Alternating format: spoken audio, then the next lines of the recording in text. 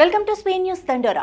నీటిని సమర్థంగా నిర్వహిస్తే కరువు అన్న మాట రాదని ఆంధ్రప్రదేశ్ ముఖ్యమంత్రి చంద్రబాబు పేర్కొన్నారు.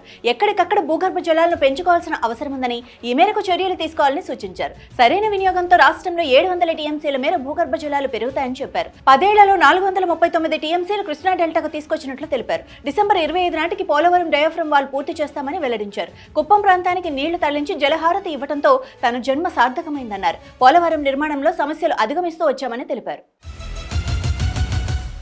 మోడీ ప్రభుత్వం ప్రకటించిన 1600 కోట్ల వరద సాయంపై పంజాబ్ ముఖ్యమంత్రి భగవంత్ మాన్ ఆగ్రహం వ్యక్తం చేశారు. ప్రాథమిక అంచనా ప్రకారం వరదల నష్టం సుమారు 13,800 కోట్లు కాగా తుది సంఖ్య చాలా ఎక్కువగా ఉంటుందని అన్నారు. కానీ కేంద్ర ప్రభుత్వం కేవలం 1600 కోట్ల సాయం మాత్రమే అందించిందని అన్నారు. వరదలతో అతలాకుతలమైన రాష్ట్రానికి ఈ సాయం సముద్రంలో నీటి చుక్క అన్నారు.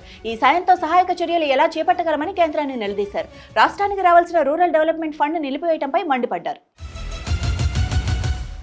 తెలంగాణ సచివాలయం వద్ద కాంగ్రెస్ ప్రభుత్వం ఆంక్షలు విధించింది. సచివాలయంతో పాటు ఆ పరిసర ప్రాంతాల్లో నో ఫ్లయింగ్ జోన్ ఆంక్షలు విధిస్తూ ప్రభుత్వం ఉత్తర్వులు జారీ చేసింది. ఈ మేరకు సచివాలయం చుట్టూ సైన్ బోర్డులు ఏర్పాటు చేయాలని కాంగ్రెస్ సర్కార్ ఆదేశాలు జారీ చేసింది. సెక్రటేరియట్ పై దాని చుట్టూ డ్రోన్ ఎగరవేస్తే చర్యలు తప్పవని హెచ్చరించింది. డ్రోన్లు ఎగరవేసి గత ప్రభుత్వ కేసీఆర్ గుర్తులు అంటూ సోషల్ మీడియాలో నెటిజన్లు పోస్టులు పెడుతున్న నేపథ్యంలోనే కాంగ్రెస్ ప్రభుత్వం ఈ చర్యకు ఉపక్రమించినట్లు రాజకీయ వర్గాల్లో సోషల్ మీడియాలో చర్చ జరుగుతోంది.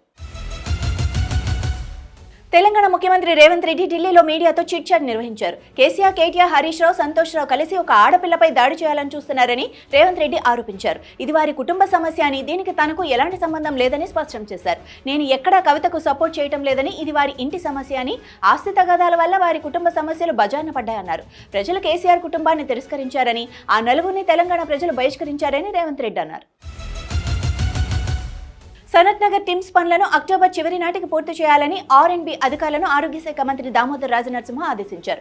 హాస్పిటల్ ప్రారంభించిన రోజు నుండి ప్రజలకు వైద్య సేవలు అందించే విధంగా అవసరమైన ఎక్విప్మెంట్, ఫర్నిచర్ అన్ని ముందే సమకూర్చుకోవాలని హెల్త్ సెక్రటరీకి మంత్రి సూచించారు. డాక్టర్లు, నర్సులు, ఇతర వైద్య సిబ్బందిని నియమించుకోవాలని DMAను ఆదేశించారు. Sanath Nagar, LB Nagar, Kothapet TIMS hospital, NIMS hospital విస్తరణ project, Warangal super speciality hospital, medical కాలేజీల నిర్మాణ పనులపై మంత్రి సమీక్షా సమావేశం నిర్వహించారు. దేశవ్యాప్తంగా గుర్తింపు లేని రిజిస్టర్ పార్టీలపై కేంద్ర ఎన్నికల సంఘం మరోసారి చర్యలు తీసుకుంది. నిబంధనలను ఉల్లంఘించిన 474 పార్టీలను జాబితా నుంచి తొలగించింది. గత 6 ఏళ్లుగా ఈ పార్టీలు ఎన్నికల్లో పాల్గొనడం లేనందున ఈ నిర్ణయం తీసుకున్నట్లు ప్రకటించింది. ఈ కారణంగా గత 2 నెలల్లో 808 పార్టీలను తొలగించామని ఎలక్షన్ కమిషన్ తెలిపింది. ఆంధ్రప్రదేశ్ను కరువు రహిత రాష్ట్రంగా మార్చేందుకు ప్రయత్నాలు చేస్తున్నట్లు మంత్రి నిమ్మల రామానాయుడు తెలిపారు. నీటిపారుదల శాఖను ప్రక్షాళన చేసుకుంటూ ముందుకెళ్తున్నట్లు చెప్పారు. శాసనసభలో జన వనరులపై లఘు చర్చను ప్రారంభించిన సందర్భంగా ఆయన ఈ మేరకు ప్రసంగించారు. డెల్టా ప్రాంతాలను తలదన్నేలా రాయలసీమలో పంటలు పండుతున్నాయన్నారు. సీఎం చంద్రబాబు అభినయ కృష్ణదేవరాయలుగా పేర్కొన్నారు. ప్రాధాన్య క్రమంలో తొలి ఏడాది ప్రాజెక్టుల నిర్మాణ పనులు చేపడుతున్నామని, వచ్చే ఏడాది ఉత్తరాంధ్ర ప్రాజెక్టులు ప్రాధాన్యంగా చేపడతామన్నారు. కేంద్ర కమిటీ అధికార ప్రతినిధి అభయ్ ఇచ్చిన సాయుధ పోరాట విరమణ ప్రకటన తన వ్యక్తిగతమని మావోయిస్టులు సంచలన ప్రకటన చేశారు. ఆయన ఇచ్చిన స్టేట్మెంట్తో తమకు సంబంధం లేదని వెల్లడించారు. శాంతి చర్చలు జరగాలని ఈ ఏడాది మార్చి నుంచి తాము ప్రతిపాదనలు చేస్తున్నామన్నారు. ఆపరేషన్ కగార్ నిలిపివేసి శాంతియుత వాతావరణంలో చర్చలు జరగాలని డిమాండ్ చేశారు. కేంద్ర రాష్ట్ర కమిటీ సభ్యులు అనారోగ్య కారణాలతో లొంగిపోతున్నారని మావోయిస్టులు పేర్కొన్నారు. శాంతి చర్చలపై అభిప్రాయాలు తెలపాలని మెయిల్ అడ్రస్ ఇవ్వటం అర్థరహితమని అన్నారు. పర్యాటక ప్రాంతాల అభివృద్ధికి ప్రత్యేక కార్యాచరణ సిద్ధం చేశామని, పర్యాటకంలో పెట్టుబడులే లక్ష్యంగా త్వరలోనే తెలంగాణలో అత్యున్నత స్థాయి టూరిజం కాన్క్లేవ్ను నిర్వహించనున్నట్లు పర్యాటక సాంస్కృతిక శాఖ మంత్రి జూపల్లి కృష్ణారావు అన్నారు.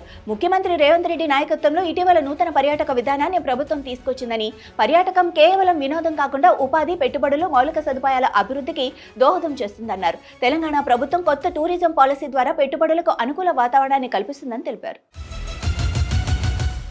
పవన్ కళ్యాణ్ ఓజీ సినిమాపై షర్మిల సంచలన వ్యాఖ్యలు చేశారు. ఆంధ్రప్రదేశ్ రాష్ట్రంలో బెనిఫిట్ షోలకు టికెట్ ధర 1000కి పెంచేందుకు పెట్టిన శ్రద్ధ రైతుకు గిట్టుబాటు ధర కల్పించడంపై లేకపోవడం బాధాకరమన్నారు. ఉల్లి రైతుల ఉసురు తగలకపోదని, రైతుల ఇంట కన్నీళ్లు పెట్టించిన పాపం ముఖ్యమంత్రి చంద్రబాబు గారిదే అంటూ ఆగ్రహించారు. ఉల్లి ఎండినా నష్టమే, ఇప్పుడు పండినా నష్టమే. ఎకరాకు 1.20 లక్షల పెట్టుబడి పోసి పండిస్తే మీరిచ్చే ధర కిలోకి 50 పైసలా, క్వింటాకు 50 రూపాయలా అని ప్రశ్నించారు. ఉల్లి రైతులను అప్పుల పాలు చేయటమా రైతు సంక్షేమ ప్రభుత్వం అంటూ నిలదీశారు. పండుగల నేపథ్యంలో బస్సు టికెట్ ఛార్జీలను పెంచినట్లు జరుగుతున్న ప్రచారాన్ని టీజీఎస్ఆర్టీసీ యాజమాన్యం ఖండించింది. టికెట్ ఛార్జీలు పెరిగాయన్న ప్రచారంలో ఏ మాత్రం వాస్తవం లేదని స్పష్టం చేసింది. ప్రధాన పండుగల సమయాల్లో నడిచే స్పెషల్ బస్సుల్లో మాత్రమే రాష్ట్ర ప్రభుత్వం జీవో నెంబర్ 16 ప్రకారం తిరుగు ప్రయాణంలో ఖాళీగా వచ్చే సర్వీసులకు అయ్యే కనీస డీజిల్ ఖర్చుల మేరకు టికెట్ ధరలను సంస్థ సవరిస్తుందని పేర్కొంది. స్పెషల్ బస్సుల్లో మాత్రమే సాధారణ ఛార్జీలో 50% వరకు సవరణ అమల్లో ఉంటుందని వివరించింది. టీజీఎస్ఆర్టీసీలో 2003 నుంచి ఈ పద్ధతి ఆనవాయితీగా వస్తోందని తెలిపింది. ఇవి ఇప్పటివరకున్న స్పెయిన్ న్యూస్ దండోరా. చూస్తూనే ఉండండి అభినవ్ భారత్.